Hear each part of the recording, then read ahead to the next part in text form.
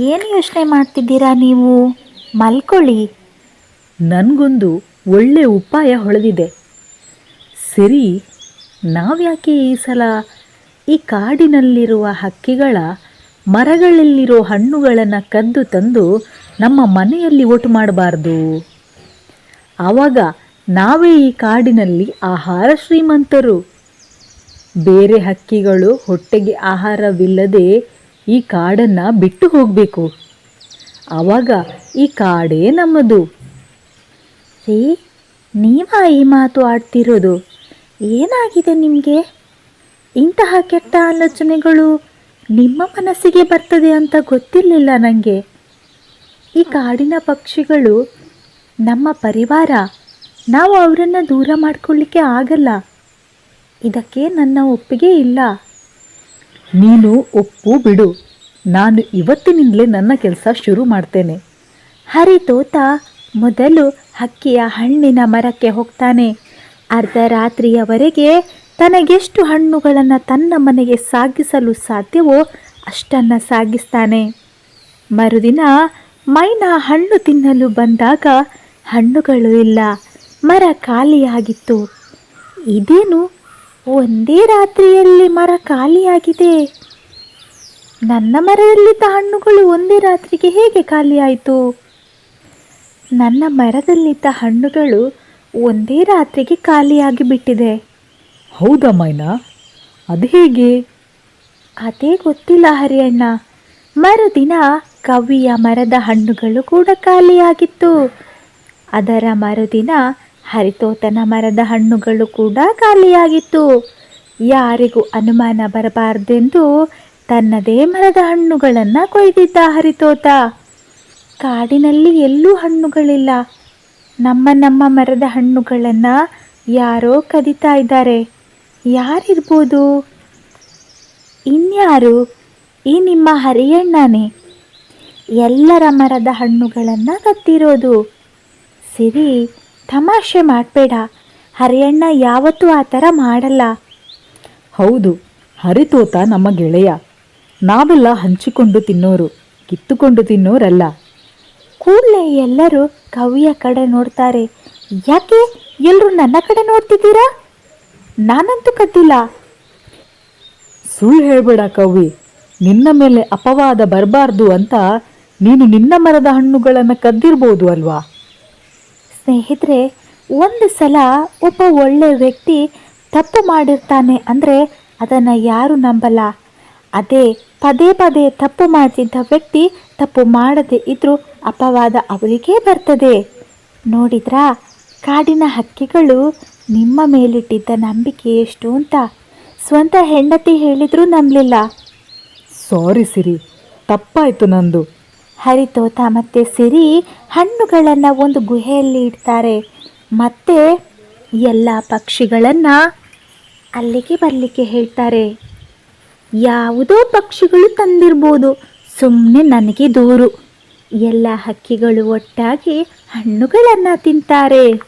ಸ್ನೇಹಿತರೆ, ನೀವು ನನ್ನ ಚಾನಲನ್ನು ಸಬ್ಸ್ಕ್ರೈಬ್ ಮಾಡಿಲ್ಲ ಅಂದರೆ ದಯವಿಟ್ಟು ಸಬ್ಸ್ಕ್ರೈಬ್ ಮಾಡಿ.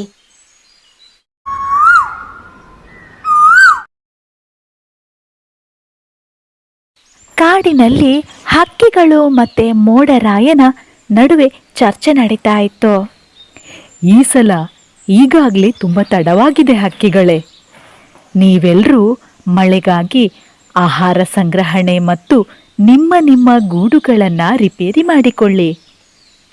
ಯಾವಾಗ ನಮ್ಮ ಕಾಡಿಗೆ ಮಳೆ ಸುರಿಸ್ತೀಯಾ ಮೋಡ ಗೆಳೆಯ? ಈ ಸಲ ನಿಮಗೆ 2 ದಿನದ ಕಾಲಾವಕಾಶ ಕೊಡ್ತೇನೆ. ಅದರೊಳಗಡೆ ನೀವು ನಿಮ್ಮ ನಿಮ್ಮ ಕೆಲಸಗಳನ್ನು ಮುಗಿಸಿಕೊಳ್ಳಿ. ಮೈನಾ ಹಕ್ಕಿ ಆಹಾರ ಸಂಗ್ರಹಣೆ ಶುರು ಮಾಡ್ತಾಳೆ. ಸಿರಿ ಕೂಡ ಆಹಾರ ಸಂಗ್ರಹಣೆ ಮಾಡೋದಕ್ಕೆ ಶುರು ಮಾಡ್ತಾಳೆ. ಕವ್ವ ಮಾತ್ರ ಆರಾಮವಾಗಿ ಸಮಯ ಕಳೀತಾ ಇದ್ದ. ಅವನನ್ನು ನೋಡಿದ ಮೈನಾ ಕವ್ವನ ಹತ್ತಿರ ಬಂದು ಹೇಳ್ತಾಳೆ, ಏನು ಕವ್ವ, ನಿನಗೆ ಮೋಡ ಗೆಳೆಯ ಹೇಳಿದ್ದು ಗೊತ್ತಿಲ್ವಾ? ನೀನಿನ್ನೂ ಆರಾಮವಾಗಿ ದಿನ ಕಳೀತಾ ಇದ್ದೀಯಲ್ಲ. ಆಹಾರ ಸಂಗ್ರಹಣೆ ಮಾಡು. ನಿನ್ನ ಗೂಡು ಸರಿ ಇದೆಯಾ? ಅಂದ ಹಾಗೆ ಮೈನಾ, ಮೋಡ ಗೆಳೆಯ ಮಳೆ ಸುರಿಸ್ತಾನೆ ಅಂತ ಹೇಳಿದಾನೆ. ನಿಜ. ಎಷ್ಟೊತ್ತು ಸುರಿಸ್ಬೋದು? ಮಳೆ ಕಡಿಮೆ ಆದ್ಮೇಲೆ ಆಹಾರ ಹುಡುಕಿಕೊಳ್ತೇನೆ. ನೀನು ಟೆನ್ಷನ್ ಮಾಡ್ಕೊಳ್ಬೇಡ ಮೈನಾ. ನೀನೆಷ್ಟು ಒಳ್ಳೆಯವಳು, ನನ್ನ ಬಗ್ಗೆ ಎಷ್ಟು ಕೇರ್ ಮಾಡ್ತೀಯ ನೋಡು. ಕವ್ವ ನನ್ನ ಮಾತು ಕೇಳು ಅಂತ ಮೈನಾ ಎಷ್ಟೇ ಹೇಳಿದ್ರು ಕವ್ವ ಅವನ ಪಾಡಿಗೆ ಇದ್ದು ಬಿಟ್ಟ. ಒಂದಿನದಲ್ಲಿ ಮೈನಾಳ ಆಹಾರ ಸಂಗ್ರಹಣೆನೂ ಮುಗೀತು. ಅಂತೂ ಇವತ್ತಿನ ಆಹಾರ ಸಂಗ್ರಹಣೆ ಮುಗೀತು. ಇನ್ನು ನಾಳೆಗೆ ನನ್ನ ಗೂಡು ರಿಪೇರಿ ಮಾಡಬೇಕು. ಗೂಡು ಚೆನ್ನಾಗೇ ಇದೆ, ಆದರೆ ಮಳೆ ದಿನ ಬಿಡದೆ ಬಂದರೆ ಸಮಸ್ಯೆ ಏನಾದರೂ ಆಗಿಬಿಟ್ರೆ ಅದಕ್ಕೆ ನಾಳೆ ರಿಪೇರಿ ಮಾಡ್ತೇನೆ ಅಂತ ಮೈನಾ ಮರುದಿನನೇ ಗೂಡು ರಿಪೇರಿ ಮಾಡೋದಕ್ಕೆ ಬೇಕಾದ ಕಟ್ಟಿಗೆಗಳನ್ನು ತರಲು ಕಾಡಿನ ಕಡೆಗೆ ಹೊರಡ್ತಾಳೆ. ಇಲ್ಲಿ ಹರಿತೋತ ಸಿರಿ ಕೂಡ ತಮ್ಮ ಗೂಡು ರಿಪೇರಿ ಮಾಡ್ತಾ ಇರ್ತಾರೆ. ಆದರೆ ಕವ್ವ ಮಾತ್ರ ಆರಾಮವಾಗಿ ಗೂಡಲ್ಲಿ ಆಕಾಶ ನೋಡ್ತಾ ಮಲಗಿದ್ದ. ಯಾಕೆ ಎಲ್ರೂ ಇಷ್ಟೊಂದು ಕಷ್ಟಪಡ್ತಿದ್ದಾರೋ ಗೊತ್ತಿಲ್ಲ. ನಾನೆಷ್ಟು ಆರಾಮವಾಗಿ ಇದ್ದೇನೆ, ಅವರಿಗೂ ಕೂಡ ನಂತರನೇ ಆರಾಮವಾಗಿ ಇರೋದಕ್ಕೆ ಆಗಲ್ವಾ?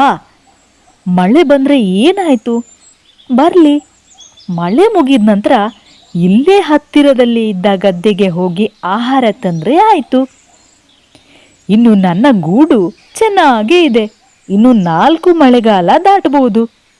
ಮಳೆನೂ ಶುರುವಾಯಿತು. ದಿನ ಬಿಡದೆ ಮರುದಿನನೂ ಮುಂದುವರಿತು. ಮೈನಾ ಆರಾಮವಾಗಿ ಬೆಚ್ಚಗೆ ಮನೆಯೊಳಗಡೆ ಇದ್ದ ಆಹಾರನ ತಿಂದು ಆರಾಮವಾಗಿ ಮಳೆನ ನೋಡ್ತಾ ಸಮಯ ಕಳೀತಾ ಇದ್ಲು. ಆದರೆ ಇಲ್ಲಿ ಕವ್ವನ ಸ್ಥಿತಿ ದೇವರೇ ಗತಿ. ಕವ್ವನ ಗೂಡಲ್ಲಿ ನೀರು ತುಂಬಿ ಕವ್ವ ಗೂಡಿನಿಂದ ಹೊರಬಂದು ಮರದ ರೆಂಬೆಗಳಲ್ಲಿ ತನ್ನನ್ನು ತಾನು ಅಡಗಿಸಿಕೊಳ್ತಿದ್ದ. ಈಗ ಮಳೆ ಮುಗಿಬಹುದು, ಈಗ ಮಳೆ ಮುಗಿಬಹುದು ಅಂತ ಕಾಯ್ತಾ ಇದ್ದೇನೆ. ಈ ಮಳೆ ಬಿಡ್ತಾನೇ ಇಲ್ಲ. 2 ದಿನದಿಂದ ಏನೂ ತಿಂದಿಲ್ಲ. ಹತ್ತಿರದಲ್ಲಿರೋ ಗದ್ದೆಗೆ ಹೋದರೆ ಅಲ್ಲಿ ನೀರು ತುಂಬಿಕೊಂಡಿದೆ. ಏನು ಆಹಾರ ಸಿಗ್ತಾ ಇಲ್ಲ. ಒಂದು ಕಡೆಯಲ್ಲಿ ಚಳಿಯಲ್ಲಿ ಸಾಯೋ ಥರ ಆಗ್ಬಿಟ್ಟಿದ್ದೇನೆ. ಮೈನಾ ಹೇಳೋ ಮಾತು ಕೇಳಬೇಕಿತ್ತು. ನಾನು ತಪ್ಪು ಮಾಡಿಬಿಟ್ಟೆ. ಈಗ ನನಗೆ ಮೈನಾಳೇ ಗತಿ ಅಂತ ಚಳಿಲಿ ನಡುಕ್ತಾ ಕಷ್ಟಪಟ್ಟು ಮೈನಾಳ ಮನೆ ಕಡೆ ಹಾರಾಡ್ತಾನೆ. ಮೈನಾಳ ಮನೆಗೆ ಬಂದ ಕವ್ವ ಚಳಿಲಿ ನಡುಕ್ತಾ ಇದ್ದ. ಅವನನ್ನು ನೋಡಿ ಅಯ್ಯೋ ಪಾಪ ಅನಿಸಿ ಮೈನಾ ಅವನಿಗೆ ಇರೋದಕ್ಕೆ ಗೂಡು, ತಿನ್ನೋದಕ್ಕೆ ತಾನು ಸಂಗ್ರಹಿಸಿಟ್ಟಿದ್ದ ಆಹಾರ ಕೊಡ್ತಾಳೆ. ಇವಾಗಲಾದರೂ ಅರ್ಥ ಆಯ್ತಾ ನಿಂಗೆ ನಾನು ಹೇಳಿದ್ದು ಏನು ಅಂತ? ಆಹಾರ ತಿಂದು ಬೆಚ್ಚಗೆ ಗೂಡು ಸಿಕ್ಕಿದ್ರಿಂದ ಕವ್ವ ನಿದ್ದೆಯಲ್ಲಿ ತೂಕಡಿಸ್ತಾ ಇದ್ದವ ಆರಾಮವಾಗಿ ಗೂಡಲ್ಲಿ ಮಲಗ್ಬಿಟ್ಟ. ಮೈನಾಳ ಮಾತು ಕವ್ವನನ್ನ ತಲುಪಲೇ ಇಲ್ಲ.